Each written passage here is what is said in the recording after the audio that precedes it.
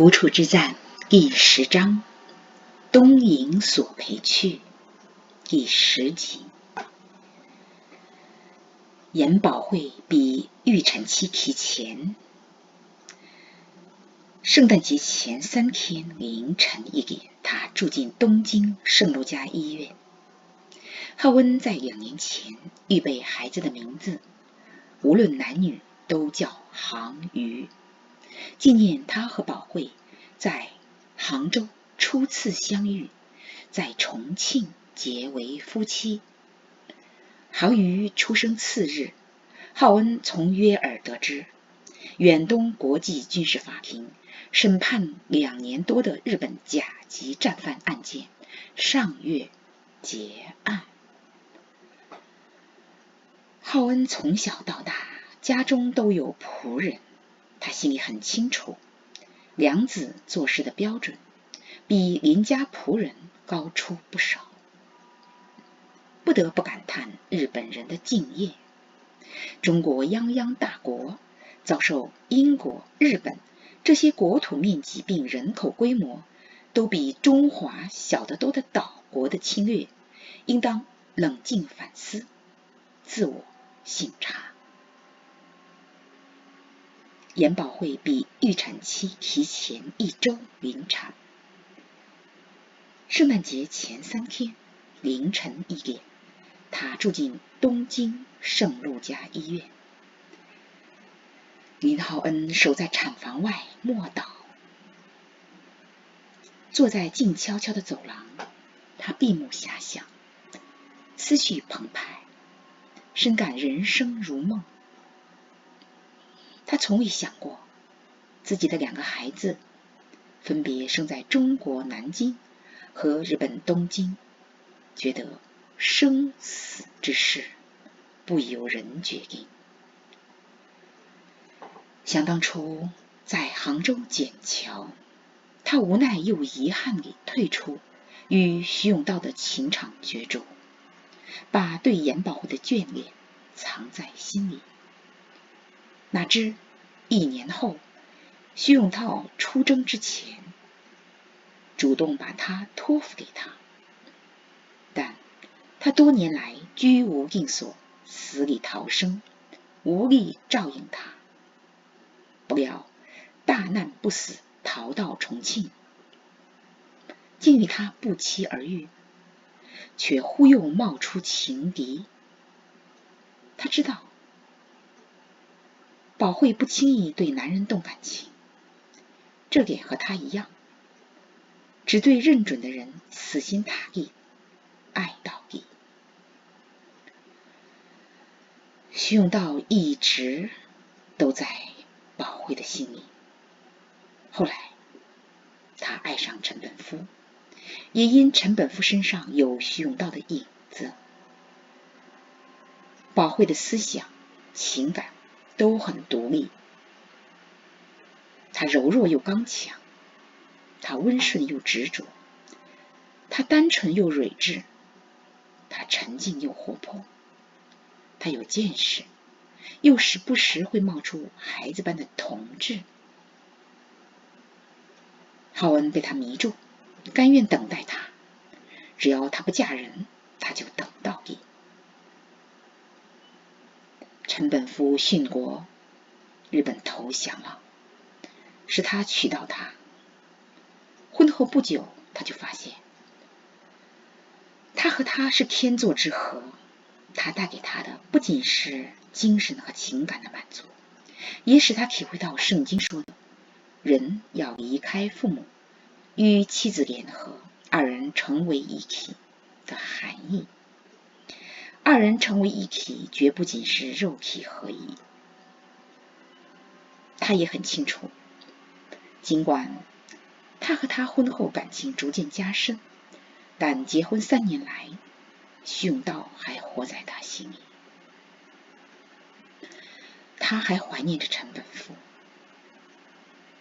她嫁给他之前，他一个人在战乱中过了很多年。徐永道的爱支撑着他。到重庆后，陈本夫爱他，关照他。婚后一段时间，他嫉妒过徐永道成本夫，又觉得自己可笑，何必妒忌逝者呢？若徐永道成本夫还活着，他也不可能娶到她。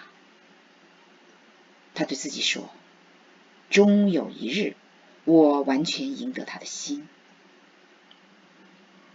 柔嫩嘹亮的婴儿哭声把浩恩从追忆带回产房。他的第二个孩子已经离开母腹来到人间了。护士出来告诉他，顺产是男孩子。浩恩为母子平安感谢医护，感谢一路看顾他妻儿的主。这孩子的名字他早在2年前就预备了，无论男女都叫杭鱼。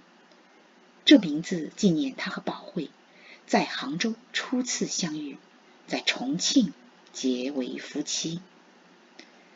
林杭鱼出生的次日，林浩恩从约尔得知，远东国际军事法庭审判2年多的日本甲级战犯案件在上月结案。平安夜前一天凌晨，在朝押监狱，东条英机、广田弘毅、土肥原贤二、板垣征四郎、松井石根、武藤章、木村兵太郎各自抽签定顺序，逐一走向绞刑架，被吊死。尸体在美军监视下火化，7人骨灰由美军撒向太平洋。浩恩对妻子说，东京审判经过818次开庭，证人出庭，证据确凿，9天才宣读完1231页判决书。但是日本人觉得审判不是公平的正义，而是胜利者的正义 Victor's Justice。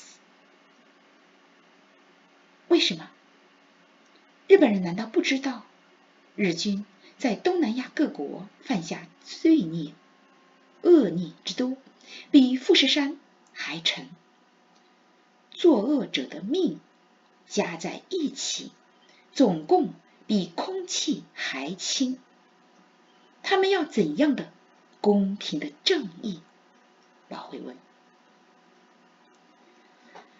日本人说，苏联、德国可以说是同时入侵了波兰。接着，苏联入侵波罗的海沿岸4国：芬兰、爱沙尼亚、拉脱维亚、立陶宛。苏军犯下与日军比肩的战争罪，却未被审判。苏联红军在柏林不分老幼，日夜奸淫、欺凌、凌辱德国妇女。苏军占领中国东北，虐待日本关东军俘虏，奸污日侨妇女。美军攻占日本列岛，亦有奸淫日本妇女的案例。然而，战胜国强奸犯、抢劫犯却逍遥法外，被各国视为英雄。浩文说，苏军、美军强奸犯、抢劫犯固然有罪，但日本人不觉得自己有罪吗？日本人觉得只要让战胜国公民当法官，法庭绝无公平可言。日军自认为是正义，为正义而战，为大东亚各国脱离英美殖民地获得独立而战。日本人觉得日军迫使西方列强把租界还给中国人，日军对中国脱离列强殖民统治有功。日本人觉得日本也是战争受害者。日本平民成了美军原子弹和轰炸机空袭的难民。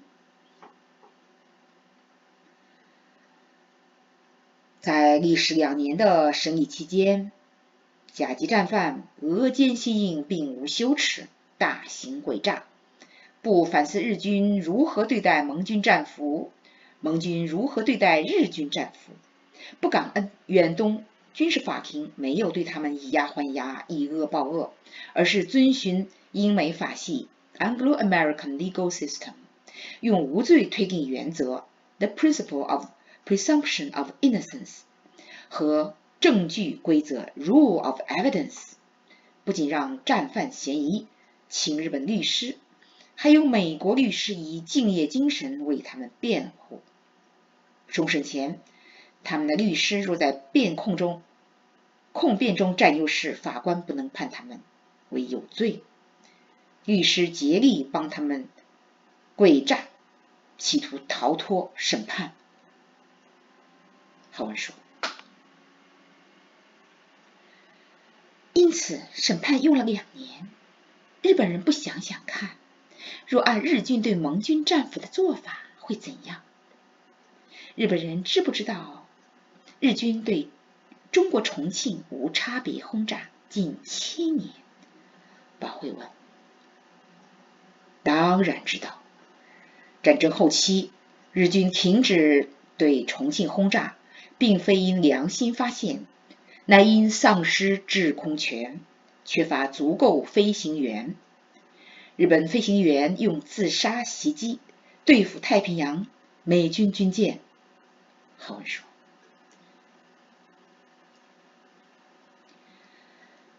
日本人觉得委屈，其实也不稀奇，人性罪性使然。刑事犯罪学家发现，犯法的人不承认犯法，都竭力开脱，把犯罪合理化、合法化、道义化、正义化，甚至感情化、爱情化。宝会说，日本人认为7名被绞死的战犯是为日本殉国、替天皇而死，他们是烈士，是义士。本该天皇承担的罪责由军政要员承担了。日本人希望在军事法庭得到绝对公平正义的审判。